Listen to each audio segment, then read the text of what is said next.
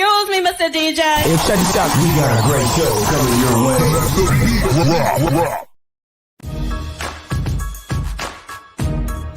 From the ECSI Sports Studios, it's the Midday Market Report with Jeff Dawson.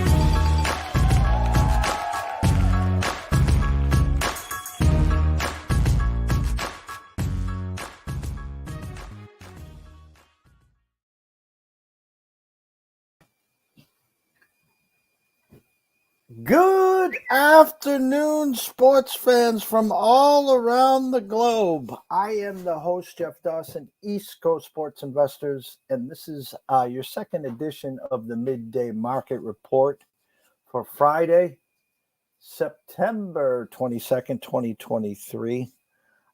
This is our 3 Men in a Box NCAA Football Insiders with Matt Grissom, who is live from Las Vegas. The Circa, and as you can see right now, I am currently stalling a little. He had an emergency phone call, and basically we're going to go over some college games as we speak and get a temperature of exactly what Matt's seeing through the eyes of the Circa scoreboard, as we like to say, sportsbook. Mr. Jeffrey Benson, hello. Haven't spoke to you in a couple of weeks since you came on to Sports Map Radio, and of course myself and Pepe talking about the opening week of college sports. It's week 4 right now in college. 1, 2, 3, 4 games on the board as we speak, and Wisconsin, Purdue, NC State, Virginia, Boise State, San Diego State, and Air Force San Jose State. So that's tonight's card, just the appetizer of what is an amazing weekend of college football. Headline, Colorado and Dion in prime time. 21-point underdogs at Oregon. Alabama hosting Lane Kiffin and Ole Miss. Alabama right now around a 7-point favorite against Ole Miss. Notre Dame hosting Ohio State. Line opened at 1.5. Ohio State now up to 3.5 there. And I know there's a couple others that I forgot. Oh, of course, Clemson and Florida State. Florida State, the favorite there, something that Coach Dabo and Clemson not used to. A Florida State team who played in quote-unquote Hurricane Lee right down the road in BC gave up 29 points to BC with a 31-29 victory there. So which Florida State team shows up? And a Clemson team already with 1 loss at Duke. So obviously a loss here will put them out of the Final Four talks, even if they cheated and went on to win the ACC title. A 2-loss team has never got into the Final Four. So that would probably be lights out for them as well. So as we're here, not sure how Matt's going here. We're gonna hang on here for a couple more seconds. If not, well, obviously life gets in the way of these. So if something he has to take care of, it's not a problem if we have to shut this down. So I'm just gonna talk a little. Wisconsin, Purdue today. I had an original number of 6.5 for the 53.5, down to 6 and 55 at the Circa. And the reason I'm bringing this up, this Wisconsin over-unders has been mid-high 50s, low 60s, and their offense is just nowhere to be found. Now, whether tonight's the night in Purdue, I don't know. But with that said, I'm looking at a number here that has crept to 55 at Circa, 54 at South Point, and 54.5 at the Superbook with a 6. So, again, they're telling me Wisconsin's going to get in the low 30s. And I got bit once there. I left it on the desk the second time. Don't know if I'll be tiptoeing in there. Boise State, not on the green grass or the blue grass, as we say. They're at San Diego State. I had a number of 7 with a 46, now down to 6 with a 47.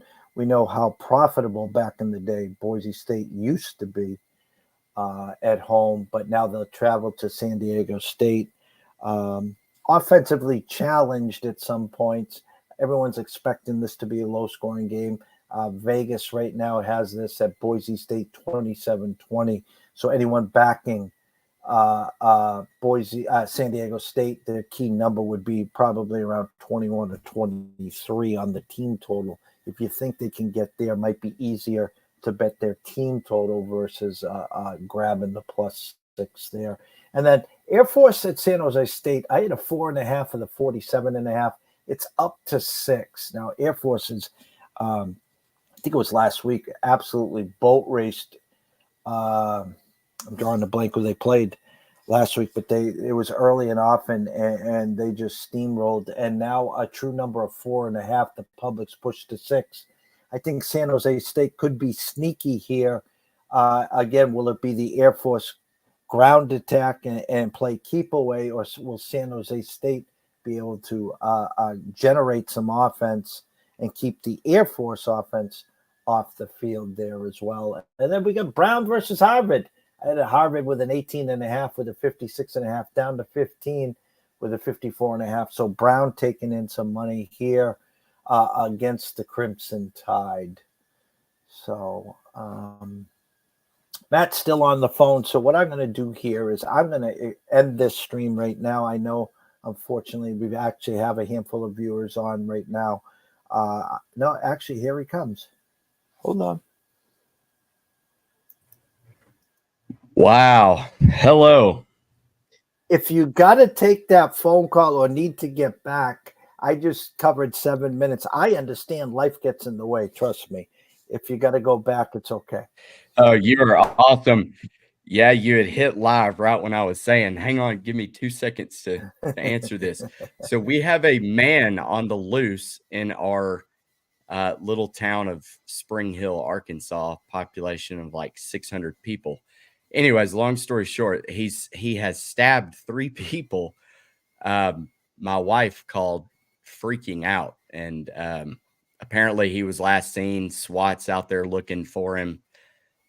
So they were pretty terrified. He stabbed a man, a woman, and a child, which, I mean, just crazy. I can't leave town without something. It's all the time.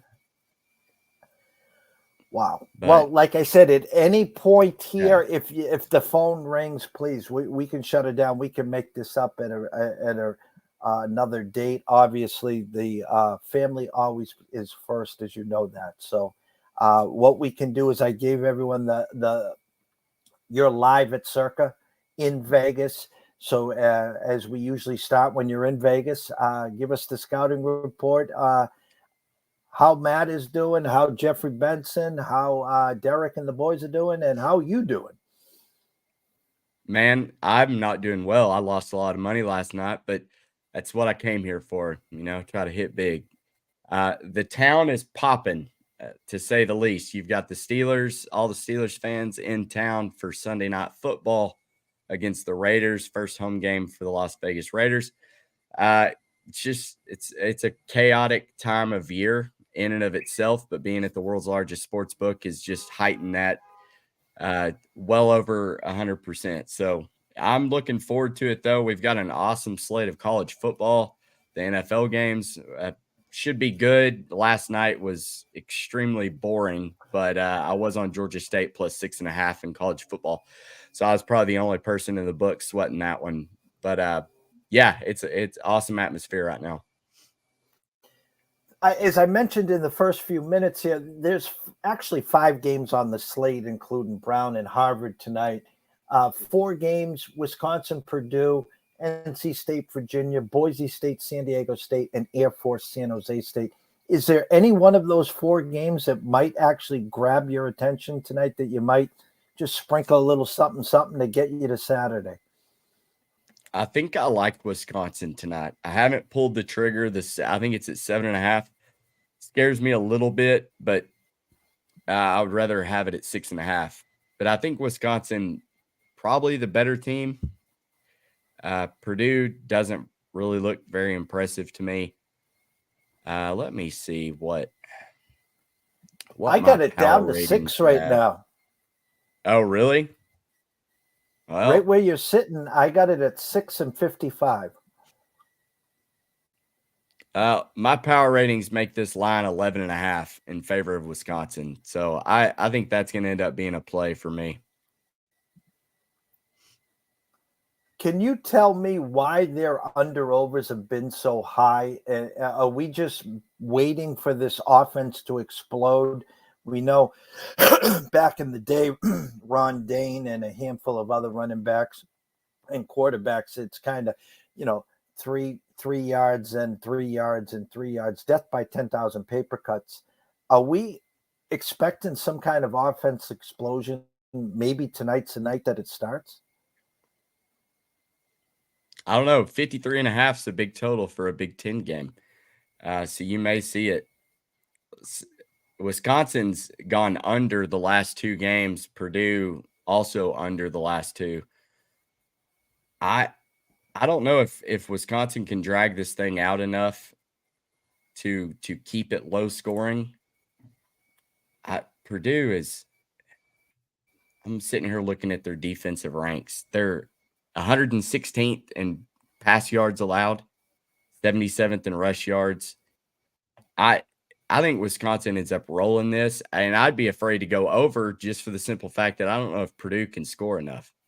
I think this may be like a 24-7, 24-10 type game. Ends up flying under. All right. I preempted in the huge slate that we have in college football, the headliners, Colorado 20 and a half, 21-point underdogs at Oregon. We know Dion and the Buffs are 3-0. No Travis Hunter there. Notre Dame hosts Ohio State. I think Ohio State last look was -3 or 3.5 there. Florida State favored at Clemson, something that we know Dabo and the Clemson Tigers hasn't happened very often. A loss by the Clemson Tigers this week, and that's 2 losses, including their loss at Duke. Their season is officially over for a national championship there. And then, of course, Ole Miss and Lane Kiffin traveled to an Alabama team that's searching for a quarterback. They could use Tua, Jalen Hurts, Bryce Young. At this point, Kenny Stabler, someone to get them over the hump, and an Ole Miss team that has a quarterback that can score. So those are just the headliners. And before we get into the headliners, I got to always start with your Arkansas Razorbacks, 17.5-point underdogs to an LSU team that lost opening week to Florida State. Looks like Jalen and company have got their issues behind them, a team rounded into form. So take it from the Arkansas and the Razorback side this Saturday at LSU. Okay. So my biggest bet last weekend was Arkansas team total over 13.5 for the first half. That cashed in the first 4 minutes of the game. We had a punt return for a touchdown, and then our opening drive, I don't think it was Dubinian. I think it was his name's escaped me. Or like third string running back busted like a 40 or 50-yard run.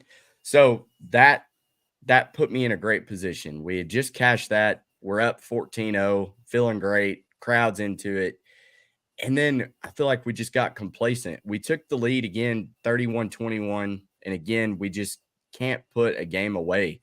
And this is big on Sam Pittman. Like he can't have those type of performances. It very much resembled the Chad Morris era, which was hell for Razorback fans.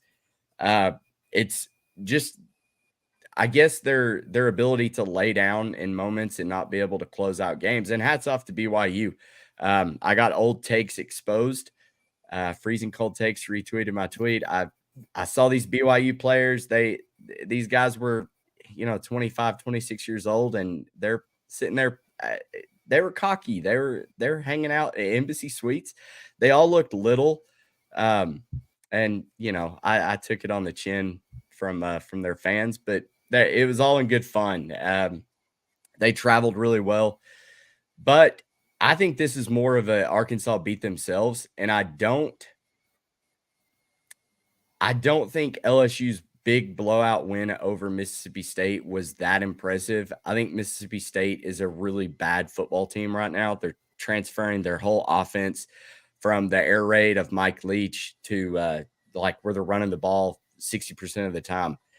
And yeah, LSU looked good. I'm not going to adjust my power ratings a whole lot from LSU's blowout win. I did drop Mississippi State and I dropped Arkansas.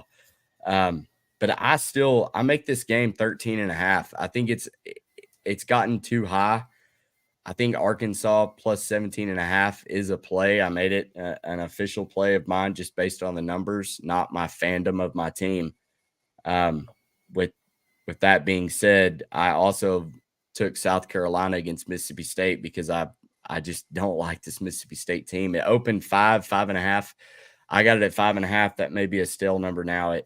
I think it's around 8 now, but I still like it. I mean, my power ratings have South Carolina as a 10-point favorite. So they're playing inspired. They covered last week against Georgia, looked really good. Spencer Rattler, as long as he can cut down the turnovers, I think South Carolina's a pretty solid play too.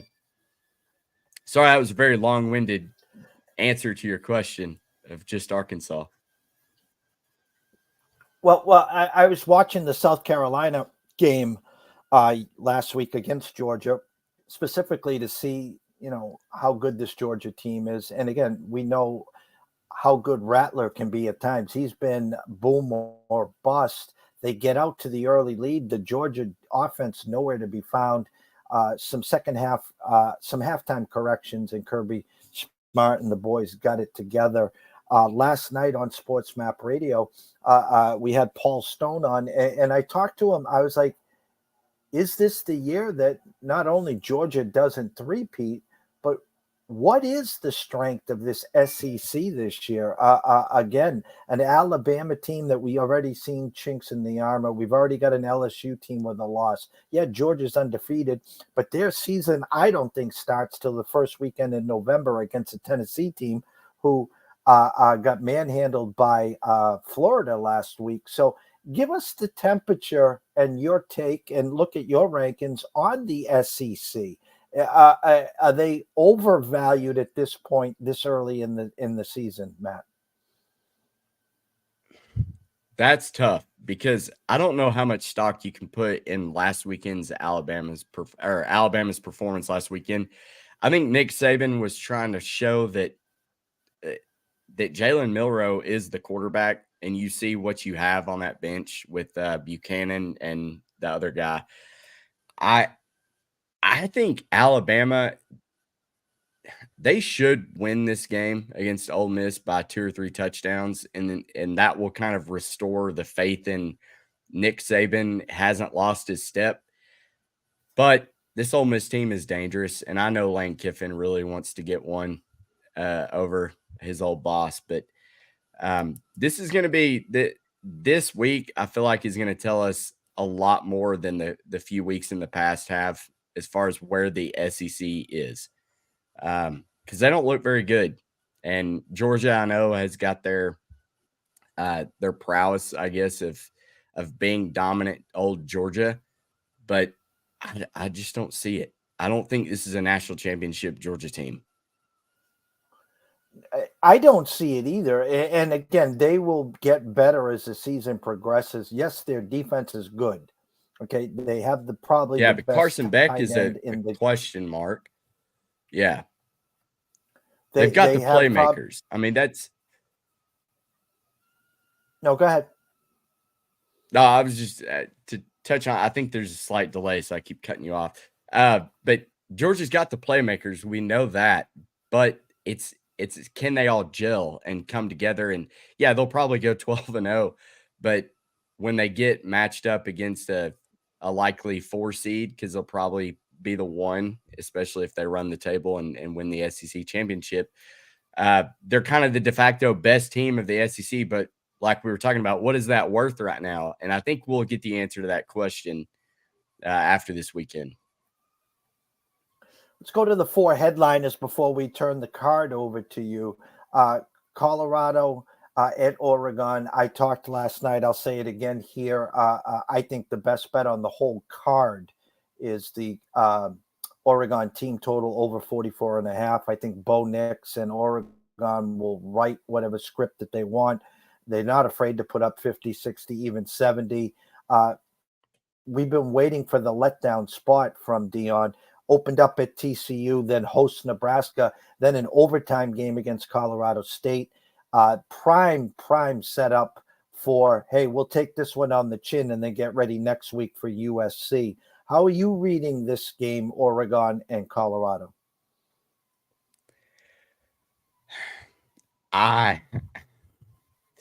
So last week, Colorado State was obviously the right side, and they exposed a lot of problems for this Colorado team, especially their depth when Travis Hunter went out. I think Oregon probably does roll in this game, and I like the team total over.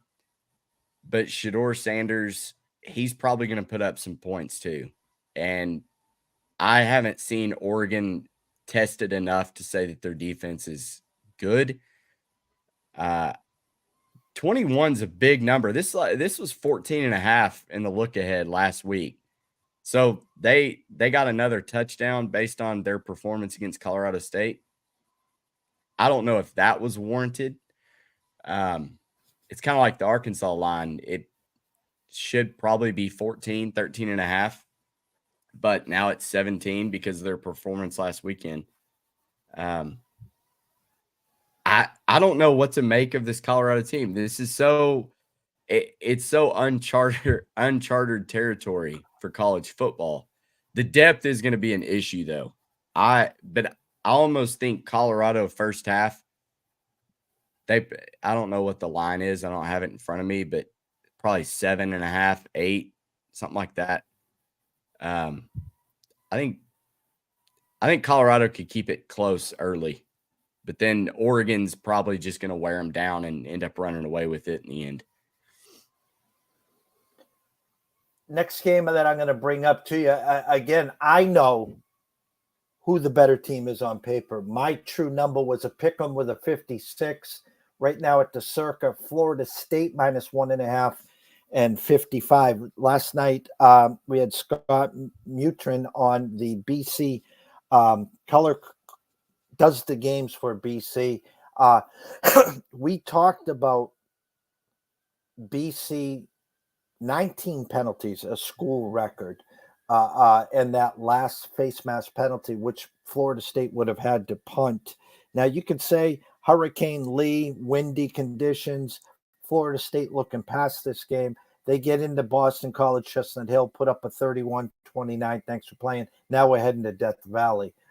We know the sense of urgency is on the Clemson side. We know a loss their season's done.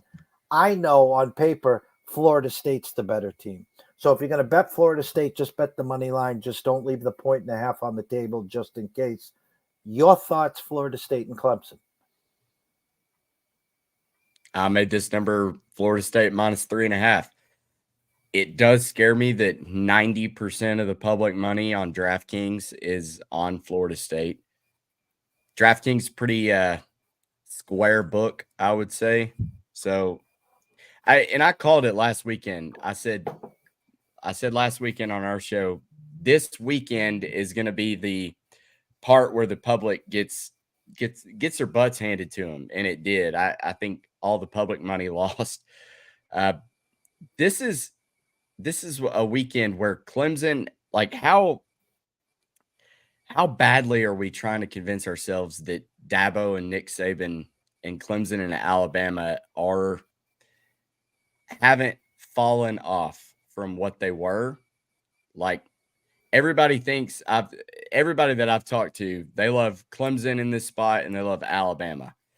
But is that evident of what they've done in years past, or is this team? Because I think Florida State and Ole Miss are probably the better team on both sides. Could they both lose? Absolutely. But I'm trying to separate. It's not Alabama. It's not like the Alabama Clemson teams that were playing in the national championship. It seemed like every year. Those are gone. This team, Florida State, should go into Death Valley and beat Clemson. They're just not as good. But I don't know. We'll see. I'm so excited just to watch football. this weekend because I have a lot of questions about a lot of teams. We have more parity in college football this year than I think we've ever had, which is exciting. I can't tell you right now who I think is going to win the national championship.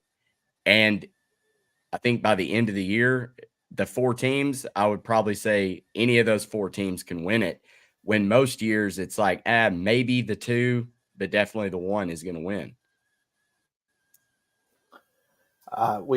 Dawn at New Amsterdam, we trust, asked tonight's plays, and I put up there Wisconsin -6, and for me the team total over. Yes, Dawn, they have looked awful, but again, you got to trust and respect the opening number. We had a 6.5 with a 53.5. It's up to 55 with a 6. As Matt was saying, Don, I really think Wisconsin, this is their game. This is their coming out party. Drew Brees is not quarterbacking for Purdue today. Again, this could be a rock, paper, scissors fight, or this could be, the first one to 33 wins this game. I'm expecting Wisconsin to lean on them early to get out early, and maybe the defense to lean on Purdue. So I like the team total of Wisconsin over, where Matt has his actual numbers at around 11.5, and you can go to any book right now and get a 6. So that's where the Friday night plays came in there. Let me go to the 2 other headliners before we give you the board here and get the mouse over there. I want to give you the true number here. Go ahead. I was just going to say, we have 6 matchups that are top 25 teams. Like, that's awesome. Just a great board. And I don't think I bet any of them. I stayed away from all of the top 25 matchups. Where am I? My eyes aren't working here. Bear with me, people. I apologize. Wow. Come on here. I know they got to be a night game here. I just want to give the true number here, and I'm not off. Maybe you can help me out, Matt. I was going to the Ohio State at Notre Dame game, and I assume that's going to be down here. Actually, I'll go to this one first. Mississippi and Alabama. We talked about that one. I got a true number of 6 and 55. Now 6.5, 55.5, where you're at the circa. Yeah, I've made this number Bama -5.5. I think anything around that touchdown, you take Ole Miss in this spot. I like Jackson Dart. I think he's the perfect quarterback for a Lane Kiffin offense. This is a team that ranks 9th in pass yards forced, and Alabama defense isn't the old Alabama defense. I think Jackson could have the same type of success that Quinn Ewers had. I'm not buying into this Alabama team. I'm not buying into Jalen Milroe. Yes, he's quick. He just can't pass the ball. And I know defense really isn't Ole Miss's thing, but that if they can just force some turnovers, I think Ole Miss wins this game outright. All right, I found it. They're saying the true number of 3. The true number was Ohio State -1.5 with a 54. Now it's a 3 -115 at circa. That tells me that Mr. Benson and boys are ready to move that to 3.5 next move with a 55, expecting first team to probably 31 will get this done. Sam Hartman has been absolutely amazing for the Irish. I thought coming into this year that it was going to be their defense that struggled. Ohio State's offense finally got it cranked up last week at home. What's your thoughts of Ohio State -3 at Notre Dame? I love Notre Dame. I made this. This is a pick 'em for me, or like Ohio State -0.5 point. Sam Hartman, here's the thing. He's 10-1 right now to win the Heisman. If you like Notre Dame to win this game, just go ahead and bet on Hartman to win the Heisman too. 13 touchdowns, 0 interceptions, got a 89.4 quarterback rating. That's 6th in the country. 71% completion percentage, over 1,000 yards already, averaging 250 plus a game. I love this Notre Dame team in this spot. I think, and shout out Tim Murray, who's I talked to last night. He was on his way. He's going to stop in Chicago, catch the Cubs, and then go to that game in South Bend. It's going to be electric. He said he was scared because he feels like everybody and their mother is on Notre Dame. The betting splits are like 50-50 right now on DraftKings. So I don't know about the public being heavy on Notre Dame. A lot of money on the over as well. I just think this is Notre Dame's Super Bowl. Ohio State can afford to lose this game. Notre Dame can't. I mean, this not playing in a conference, they have to win every single game. And we've seen it in years past with Notre Dame. But like Ohio State can lose this game. They're focused on Michigan. They beat Michigan. They're fine. Notre Dame, this is the one that they've got to win.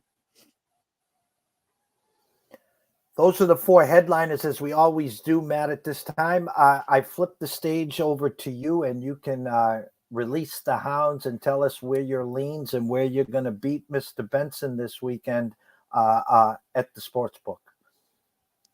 So a couple other big matchups, in my opinion. You've got Iowa, Penn State shouldn't be competitive. Oregon State and Washington State. I think this is going to be a really fun game. Cam Ward, DJ Uiagalelei, they're two great quarterbacks. I'm very interested to watch this game personally. I don't have a side. I made the line 4.5. I think Oregon State's -3. Maybe some value there in taking the Beavers. I'd like to get it south of a touchdown there, or a field goal if I could. Another good Pac-12 matchup, Utah, UCLA. I'm not buying into this UCLA team yet. And Cam Rising coming back. I think Utah is probably the right side there. That line moved up, I think 6.5. We touched on Florida State, Clemson. I think that was it for the top 25 matchups that I didn't bet. Trying to find some value on this board, though. Oklahoma, I got them at 13.5. I like this. I made this number 20.5. I don't really understand. I get it's the spot. Traveling to Cincinnati. I just think the Sooners are so much better. I don't think it's a look ahead spot.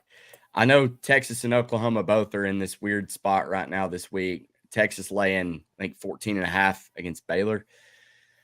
My number is 19.5. I just don't think you're going to have a look ahead in this spot. I think Oklahoma -2 touchdowns is a bargain.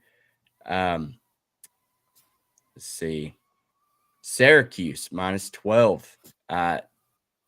I'm not buying into the Army team. I think Syracuse should win this game by 3 touchdowns or more. They're number 1 in first downs, and they're number 6 in third down conversions in the country. So just play keep away. Keep Army off the field and score at will. Your UConn Huskies +22. That's one of my favorite plays. The total's 45. We've got 80% chance of rain, high winds. This is going to be an ugly game. Give me like a 3-7 type game. But I think Duke is probably going to be looking ahead. They've got a big game next weekend hosting Notre Dame. Game day is probably going to be there. I don't know. But yeah, UConn +22. Looking here. North Carolina -6.5 versus Pitt. I keep betting against Mac Brown thinking that, okay, this is the Mac Brown letdown game. Could happen this weekend, but I don't think Drake May's got that in his system. They've got 3 very winnable games at home at the start of next month and then in the month with Georgia Tech. North Carolina could be looking at an 8-0 start, and that would be really good for Mac Brown. But my number is 10.5 on this. I think North Carolina is undervalued here. So I laid it with North Carolina. And lastly, I like Texas Tech. Texas Tech -5. I cannot remember who they're playing off the top of my head. West Virginia. My number was 10.5. So I think you're getting getting good value on Tech here, who's kind of been they've been disappointing this season. I really thought they would be doing better than what they have been, but I think they can get it turned around. West Virginia, sure, okay. Beat Pitt last week 17-6. Not very good. Not a very good team. Yes, 5.5 at West Virginia. And that was the funny thing. I think you're seeing a little of the sharper money come in on Pitt was because of the egg that they laid last week, and in comes UNC. So I think that might be one of our friend Kelly Stewart's in her 3-team dog parlay was Pitt this week. So I think she was looking for the bounce back there. So we got Oklahoma minus 13.5 at Cincy. Texas minus 14.5 at Baylor. Syracuse minus 12 versus Army. UConn Huskies plus 22 versus Duke. UNC minus 6.5 against Pitt, and Texas Tech minus 5.5 versus West Virginia. Closing thoughts. Yeah, I didn't bet the Texas game. My number says that I should. I think they respond after struggling with Wyoming last week, but I'm going to stay away from it for now. I do like team totals. I haven't seen them yet, but USC and Washington, I think both of these teams are going to score well into the 50s. So if you get a team total in the low 50s, high 40s, I love it. I need to see here if Circa has them out. I don't know if they do a whole lot of team totals. I don't think he does. Been having app issues with it all day. But if you get a team total on the board, speaking of, hallelujah, we get that Colorado team total over in overtime. What a lucky cover. Wow. And of course, my producers cut that one up, so that was right on the top. And yes, we get that one in overtime. With Washington, my darling, before the season started with Mr. Penix Jr., we've been playing every week their team totals. I think right now, Matt, the best offense in the country right now is got to come from Washington right now. They're 2 wide receivers with Penix. I mean, listen, they were my surprise team to break into the Final Four this year. Big obstacles, obviously, to hurdle with USC, with Oregon State, but they've been a cash cow right now this year. Yeah, I mean, the Pac-12 in general looks really good this year. This is going to be a fun race to see who comes out the winner of this. But there are a lot of good high-flying offenses. I'd probably say you could bet every team total in the Pac-12 this weekend and be plus money ahead at the end of the weekend. Well, listen, we can't thank you enough. And please, when you talk to your wife again, tell her thank you. Hopefully they get whoever's bombing around your town here, wielding knives. It's not a fun matter to discuss here. They can find all your work, obviously, on Twitter at Grissom Tweets, at the NCAA Insider. We call this show the 3 Men in the Box. Shout out to Q. You're always here, my brother. Hope all is well in your world. But Matt, as we always close here, tell them where they can find your exciting work, please. All my bets are tracked at NCAAinsiders.com. I post them on Twitter as well, or X. You can follow me along at Grissom Tweets. From myself, Jeff Dawson at EC Sports Invest, the one, the only, Mr. Matt Grissom at Grissom Tweets at NCAA Insiders. Guys, if you missed the show, go back, go to our YouTube station at East Coast Sports Investors. A lot of nuggets, a lot of sharp plays up there for tonight and the rest of the weekend.